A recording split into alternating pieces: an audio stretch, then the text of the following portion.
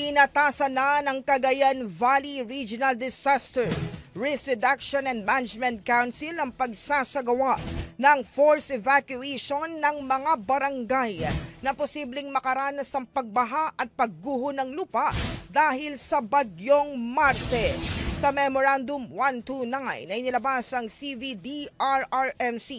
inatasan nito ang mga local chief executives at local DRRMCs na isagawa ang naturang hakbang sa mga barangay na tinukoy ng DENR Mines and Geosciences Bureau na mayroong high to very high rain-induced landslide and flood susceptibility. Nabatid na mayroong 268 barangays ang nasa listahan ng MGB mula sa mga bayan ng Rizal, Pamplona, Abulog, Bagao, Gataran, Gonzaga, Lalo, Peña Blanca, Santa Ana, Apari, Camalanigan, Calaveria, Sanchez, Mira, Santa Parexedes, Lasam, Alcala, Amulong, Bugay, Calayan, Santa Teresita at Santo Niño.